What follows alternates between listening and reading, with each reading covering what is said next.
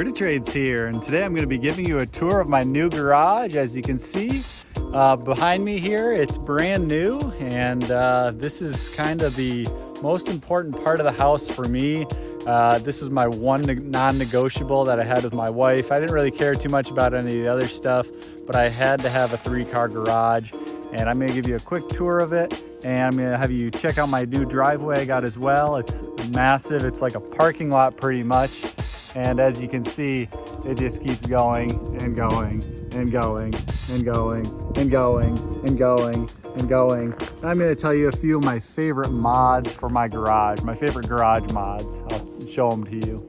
Here's a quick overview of my driveway. They just got the driveway done, and it has been snow in the forecast, nothing but snow since they put it in. So it's pretty much the last day that they had to put the driveway in. They got it in, and so we're super excited. We did not want to have a dirt driveway and park down at the bottom of the massive hill over here. As you can see, kind of hard to tell in video, but it's a very, very steep hill that the driveway is on. We didn't want to have to park down there and walk up in the middle of the winter, plow down to the road. It would have been a big hassle. And like bringing the kids' bags and groceries up the hill in the snow would have just been really, really annoying. So we're super grateful that they got that done. Garage over here, and over here there's a massive cliff. Put this fence here, obviously, so nobody backs down the cliff. Kind of gives you a little visual. Obviously, these little fence posts aren't really going to stop anybody from driving and careening down off the edge here. But it's easy to see them when you back up, so you don't have to kind of guess where the cliff is. And so that'll kind of give you a little stopping point. This driveway here is it's just massive. We could do like a full court basketball game on it if we wanted to. Think about maybe having a car meet up here. You could probably park like 10 cars up here if you really wanted to. If you jammed it in without being able to back out and get out, you could probably put like 15 cars up here. It's like a 30 by 60 slab. So this right here is my first garage mod that I highly recommend. This is a keypad entry. So if you ever get locked out for any reason or forget your key or something, you can put the keypad in and it opens the garage door with the key code. So that's a really awesome feature to have. I actually didn't know that this house was going to come with this. We got kind of a little bit step up from the base model for the homes. So a lot of these little features like this stuff kind of came with it, which is a really nice thing to have. So this brings me to garage mod number 2, which is a wash tub in the garage. This thing is amazing for anything you can imagine. If you're doing car work and your hands are completely dirty and you don't want to open the doorknobs or go into the house, you can wash your hands in the wash tub. We have a little dog too, and when he's running around and getting all muddy and snowy and stuff in the winter, it's really nice to just plop him in here and give him a hose down before we go inside. And the other really cool thing is, even though it freezes in the winter, we have the drain lines and the supply lines go down into our utility room and our maintenance room in the basement. And so we have drains in there to actually turn off and drain the lines for when it's really cold outside. They typically don't freeze when it gets to freezing outside. The garage stays a little bit warmer than the rest of the house, but it is really nice for those really cold weeks where it gets down to like -10, -15 or so. So you can actually turn those off and drain the lines, which is a really nice feature to have.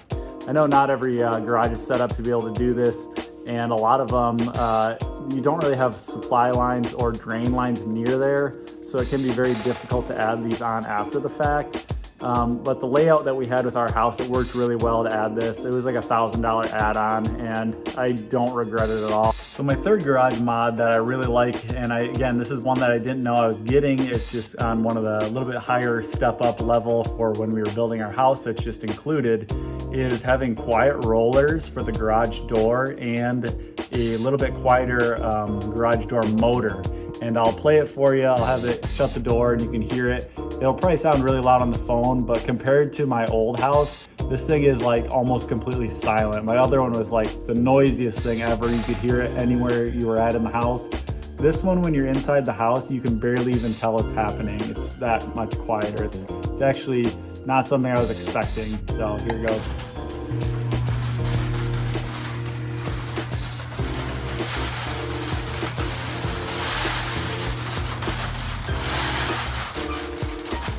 So I'll try and get a little bit of a wide angle shot here. As you can see, there's a 3-car garage, and I got my car parked over in the extra bay here. And it's really nice to have a little bit bigger garage. Even if you only have 2 cars, the space that you save and the ease of parking 2 cars is a lot better. You don't have to quite so much jam them together. You can be a little bit more spread out, and just a little bit easier to get in and out, especially when you're loading things. We have little kids, and so we're always constantly bringing bags and shoes and all these knickknacks in and out of the cars. And so having that extra bit of space is actually super helpful. We still have tons and tons and tons of boxes that we have to put away. We're not completely settled in here yet, but I'm loving this big garage. It's just an awesome thing to have. If you can do it, go for it. I would highly recommend getting a 3-car garage. Obviously, it's not in everyone's budget, but having that extra space is totally worth it, especially when you're working on cars and maybe have a 3rd car that might be coming soon. And I do have a 3rd car that'll be getting here hopefully in the next month here or so, before it really starts getting salty and snowy out there. And once I get that car, I'll be putting it in the garage, and I'll be doing a few write-ups on it so I can fix a few things over the winter. Well, anyways, thanks for watching, and have a good one.